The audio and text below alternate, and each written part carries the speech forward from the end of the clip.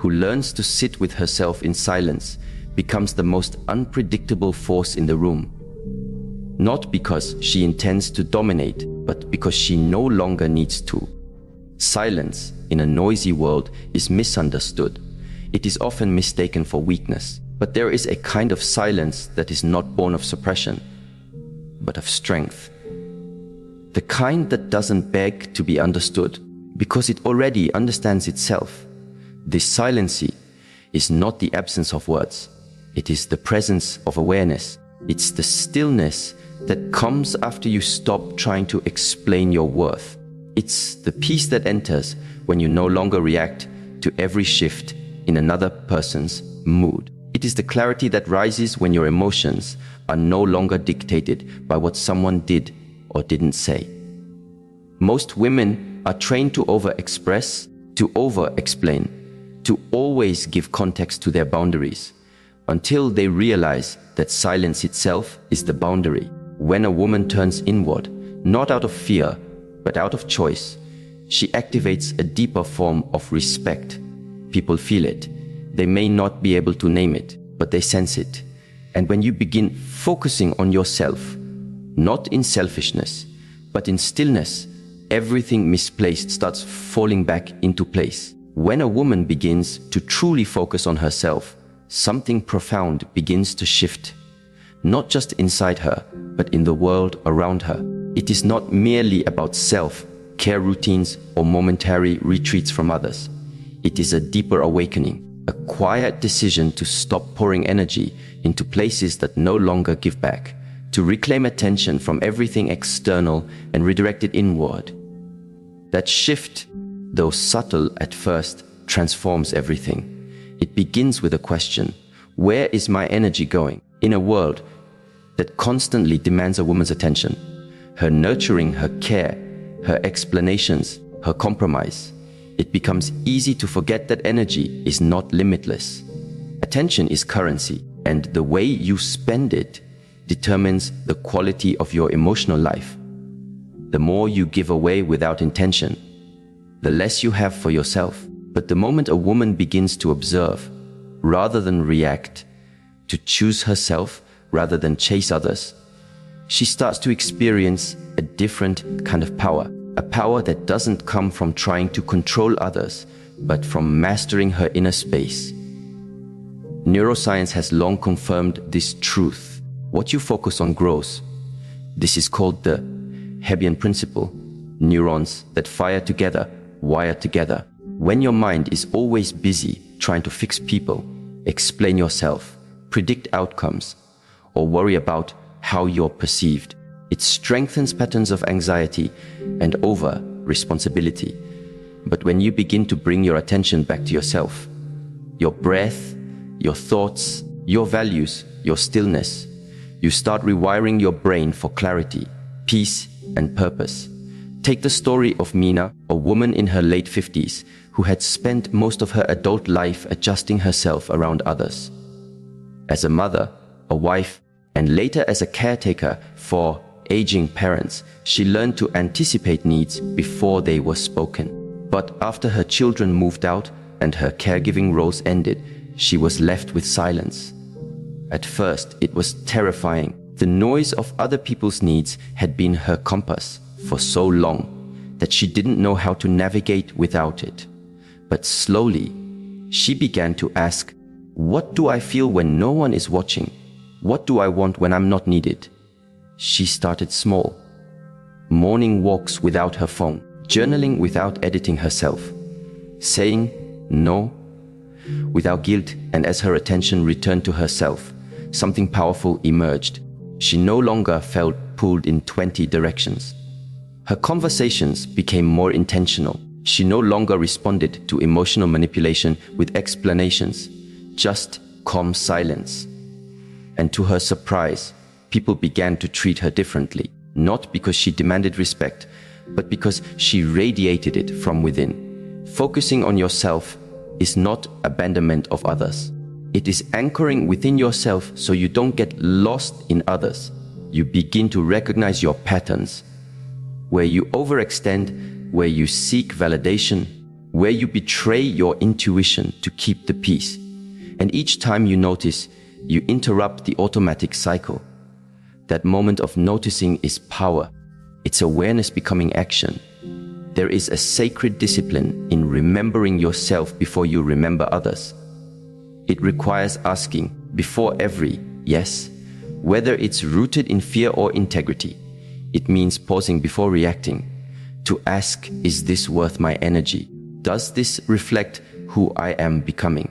It's not easy, especially for women who've been conditioned to associate worth with service, silence with weakness, and boundaries with rejection. But in truth, the opposite is real. The woman who focuses on herself is not selfish.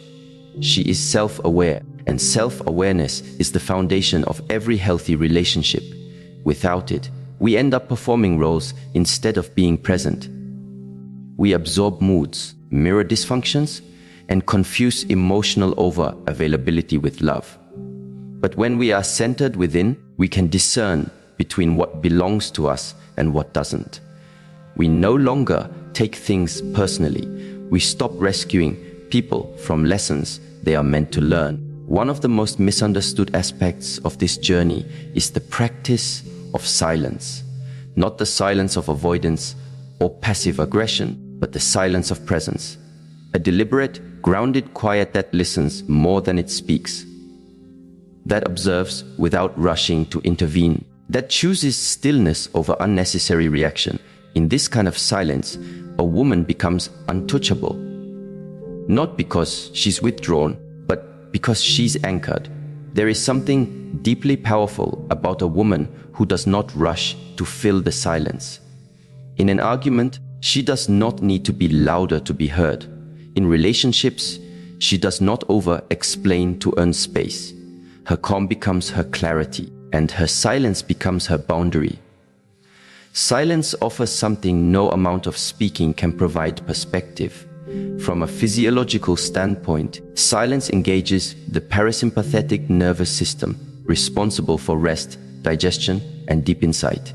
When we are reactive, we operate from the sympathetic nervous system, fight or flight, which narrows our thinking and clouds judgment. But silence restores our access to higher thinking, creativity, and emotional regulation. It gives us space to see things for what they are, not what we fear they might be. Jasmine, a mid-career professional in her 40s, discovered this the hard way.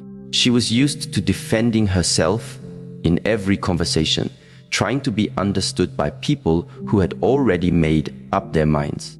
Every time someone questioned her intentions or minimized her emotions, she would jump in with explanations, justifications, or arguments.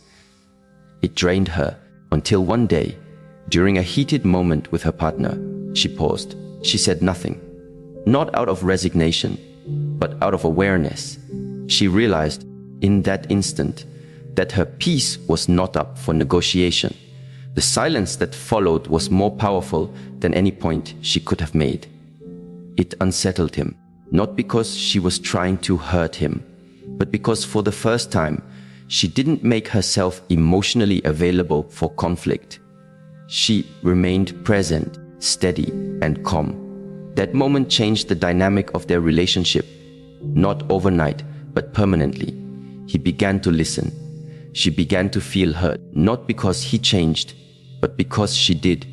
We often believe that we must speak more to be seen.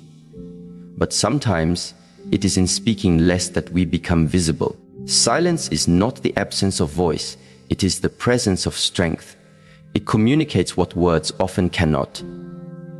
That you are no longer afraid to be misunderstood, that you no longer fear disconnection because you are deeply connected within, that your worth is not tied to being agreeable, but to being authentic. There is a deep wisdom in knowing when to speak and when to stay silent, not from fear, but from freedom, not from suppression, but from sovereignty. When you no longer use words to seek control, you allow life to reveal its truths.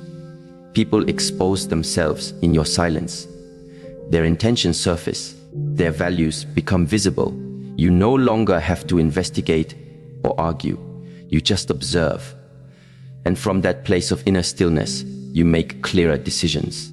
In relationships, this is especially powerful. When a woman focuses on herself and practices the discipline of silence, she begins to see dynamics that were once invisible to her. She notices how some people only connect through chaos, how others expect emotional labor without offering it in return, how some conversations are not exchanges, but power struggles in disguise. And most importantly, she sees her part in it, not to blame, but to reclaim responsibility. Every moment of silence becomes a mirror, and what you see in that mirror is not always comfortable. You might notice patterns of over-explaining, chasing closure, or giving second chances out of loneliness. But in seeing them clearly, you stop being ruled by them. You begin to act rather than react, and that alone changes everything. This journey does not require you to isolate yourself, but it does ask you to stop abandoning yourself. It invites you to slow down long enough to ask, who am I without the noise? What do I value when I'm not performing? What emotions arise when I'm not distracted? Silence creates space for these questions. It reveals the internal architecture of your life, the values, beliefs, and wounds that shape your relationships. And once seen, they can be healed, rewritten, aligned. One of the most important realizations a woman can have is this: not everything requires your energy. Not every message needs a response. Not every misunderstanding needs clarification. Not every question deserves an answer. The moment you realize that your presence is enough, you begin to conserve your energy for what truly matters. This kind of self-focus is not a destination. It's a daily practice. A return again and again to the present moment, to the breath, to the truth that you don't have to chase what aligns with you. You attract it by being aligned. And so the silence continues, not as an escape from the world, but as a deeper way of engaging with it, with clarity, with discernment, with grace. A woman who focuses on herself and stays silent does not disappear. She becomes more visible than ever, not in noise, but in essence, and the world cannot help but rearrange around her. A woman who learns to master her emotions is not just in control. She is free, free from the chains of overreaction, free from the cycles of regret, and free from the grip of patterns that once dictated her responses. Emotional sovereignty is not about being unfeeling. It's about not being owned by every passing feeling. It's knowing that you can feel deeply and still respond wisely. You can be hurt and still act from alignment. You can feel love, grief, anger, confusion, and still remain grounded in your values. Many people believe emotions are either something to be expressed impulsively or something to be suppressed entirely. But both extremes lead to inner imbalance. One makes you a slave to your reactions, the other disconnects you from yourself. True emotional power lies in the space between impulse and stillness. It is the cultivated ability to feel everything and yet not be consumed by anything. There is a teaching from ancient Eastern traditions that says, control your breath and you control your life. And indeed, modern neuroscience agrees. When a woman pauses and breathes consciously before responding to provocation, her brain shifts from the amygdala, where emotional reactivity is born, to the prefrontal cortex, where logic, reflection, and wisdom reside. This is not just spiritual advice, it is biological reality.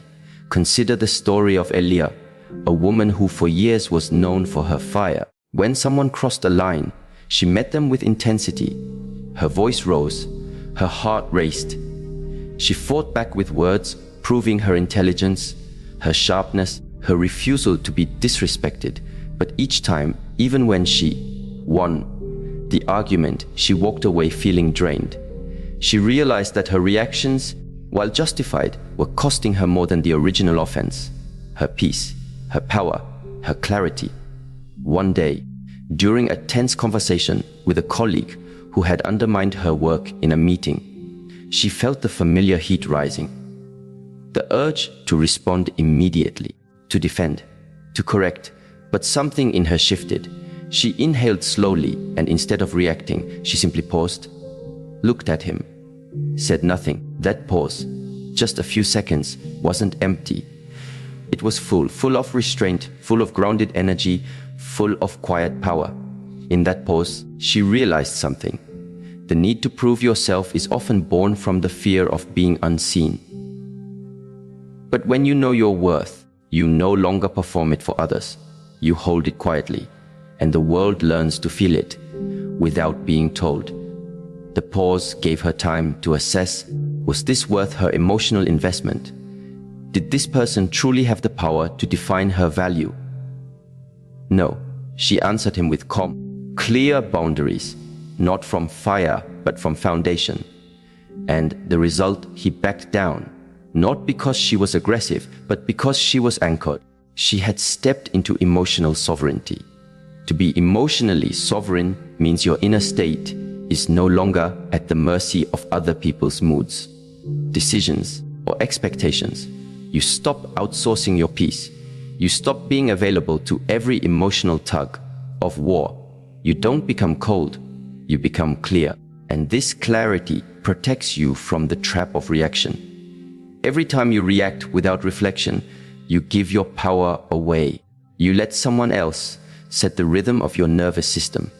But when you pause, when you breathe, when you choose instead of react, you reclaim authorship over your inner world.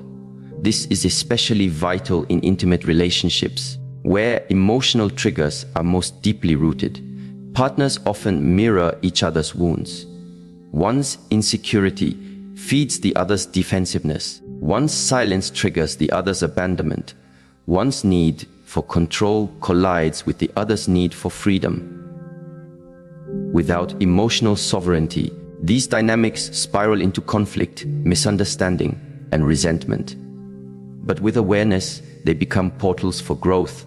Sophia, a woman in her late 30s, once described how every argument with her partner would end in her crying, shouting, or walking away in anger.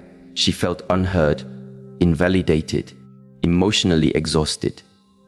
But as she began a daily practice of breathwork and emotional journaling, something changed. The next time conflict arose, she noticed her body first. The tightening in her chest, the clenching of her jaw, the quickening of her breath. Instead of reacting, she said, "Give me a moment." She stepped away, not to retreat, but to return to herself. She sat, she breathed. She asked herself not just what she felt, but why she felt it.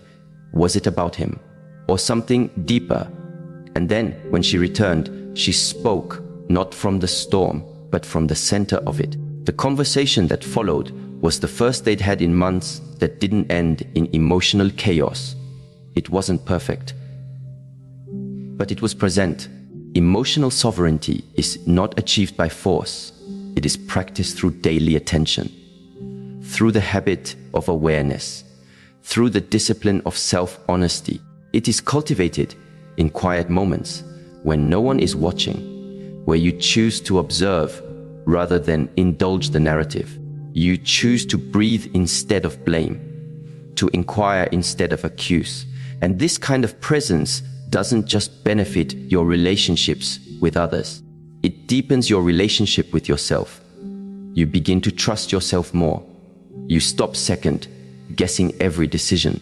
You no longer need to crowdsource your worth or use someone's love as proof of your value. You begin to carry yourself with a quiet assurance. One that says, I know who I am, I know what I feel, and I will no longer abandon myself for comfort or approval. This leads naturally into another kind of transformation, the power of embodied stillness. Not only does a woman's emotional mastery radiate through her words, or lack of them, but it speaks even more loudly through her presence, through how she moves, how she sits, how she breathes, how she listens, and most importantly, how she holds herself when no one else is holding her. The body is not just a vessel, it is a language. It tells others how to treat you before you speak. Posture, tone, eye contact. These are not just social cues. They are energetic signatures. They communicate whether you are grounded or scattered, open or guarded, calm or reactive. When a woman walks into a room with presence, she does not have to announce her strength. It is felt. It is not the presence that demands attention. It is the presence that holds attention. This doesn't come from performing confidence. It comes from cultivating inner alignment. Imagine Maya, a soft-spoken woman who was often overlooked at work meetings. Her ideas were good, but she presented them hesitantly, eyes down, voice low, shoulders slightly hunched. She didn't realize her body was communicating doubt, even when her words were clear. After attending a somatic awareness workshop, she began to practice a new habit each morning. Standing barefoot for 5 minutes, breathing deeply, rolling her shoulders back, grounding her feet into the earth. Over weeks, something shifted. She wasn't trying to be someone else. She was returning to herself, inhabiting her body fully. Her voice became steadier. Her presence expanded. The next time she spoke in a meeting, people listened. Not because she shouted, but because she spoke from her center. And her body confirmed what her words said. I believe in what I'm saying. And so others believed her too. This is the unseen power of embodied stillness. You don't have to yell to be heard. You don't have to push to be taken seriously. You have to be aligned internally and externally. Breathwork, posture, stillness. These are not just wellness trends. They are foundational practices for women who want to move through life with clarity and respect. The breath especially is a tool often overlooked. It is the bridge between mind and body, between thought and action, between reaction and response. In moments of emotional intensity, one deep, intentional breath can change the entire trajectory of a conversation. The practice of conscious breathing rewires the body's stress response. It tells your nervous system, I am safe. I am here. I can respond with wisdom. Over time, this rewiring becomes your default. You are no longer pulled by the chaos outside you. You move from center. And that center becomes your compass, especially when others try to pull you into storms you didn't create. Embodied stillness also teaches you patience. In a world of urgency, a woman who moves slowly, who responds after reflection, who doesn't rush to fix or explain, becomes a mystery. Not because she hides herself, but because she reveals only what is aligned. Her yes is clear, her no is unwavering. Her time is sacred. This kind of presence doesn't push away others. It invites truth. It creates a relational field where only authenticity can survive. People can feel when you are present, not just physically, but energetically. They feel safer around you, not because you cater to them, but because you are not at war with yourself. And this, in turn, creates emotional safety in relationships. When your presence is grounded, your partner no longer feels the pressure to guess your mood, manage your triggers, or decode your reactions. You create a space of emotional predictability, not by being passive, but by being internally consistent. Children, too, sense this. A mother who is emotionally sovereign and embodied teaches not by her words, but by her way of being. She models what it means to be present in discomfort, to pause in conflict, to breathe through overwhelm, and that example becomes an inheritance more valuable than any advice. To live in this way requires intention.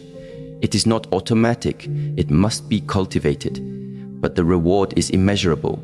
Your relationships evolve, your decisions clarify, your energy deepens. You become a quiet force, not for domination, but for peace, not for attention, but for alignment, not to prove, but to be. And in that being, others are moved, not by what you do, but by who you are, because you are no longer just reacting to life. You are responding to it from a place of inner truth. and that truth becomes the most powerful thing in the room. Every woman carries within her a rhythm, an energy, a signal that precedes her words and even her actions. Before she speaks, before she responds, even before she enters the room, there is a kind of transmission that takes place. It is subtle, but it is unmistakable. It is her emotional frequency. And the truth is, people don't just hear what you say, they feel who you are.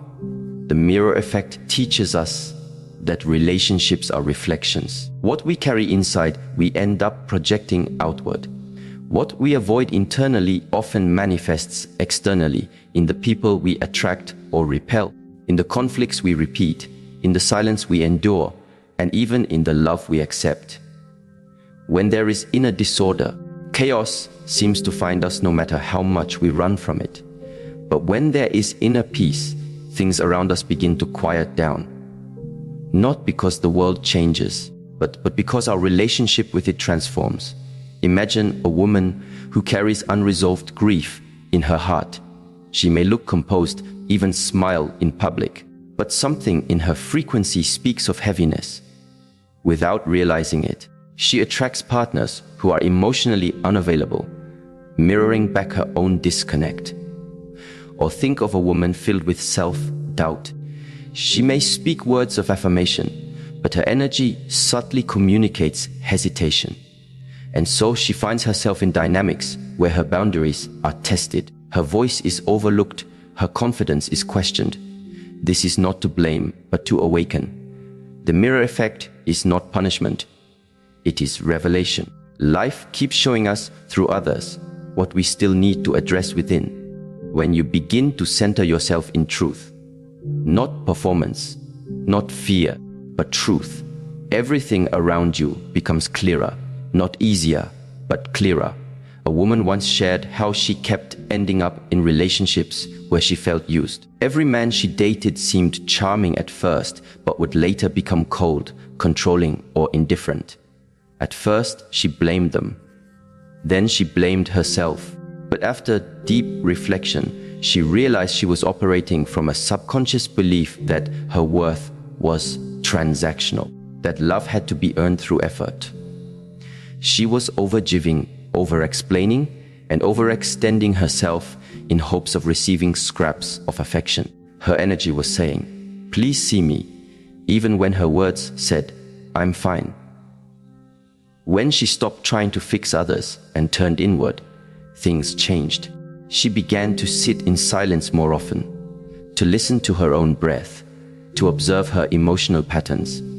She didn't try to be liked. She tried to be honest. She didn't rush into intimacy. She watched people slowly. And she realized something profound. When she became emotionally consistent with herself, people could no longer manipulate her. She stopped attracting chaos. Her stillness began to act as a filter. The mirror effect doesn't just reveal what is broken. It reveals what is possible. When your internal world is ordered, aligned, and nourished, your relationships become reflections of that harmony. It's not magic, it's resonance. We draw people into our lives who vibrate at a similar emotional level. And as we raise our own frequency, not by pretending, but by healing, our environment begins to shift. People begin to respect your silence because they can feel it's not empty. It's intentional. They feel your no before you even say it. They feel your joy, not because you display it, but because it lives in you. You begin to understand that being centered is the greatest protection you can ever have. It shields you not with walls, but with presence. This is why inner work is not a luxury. It is the foundation.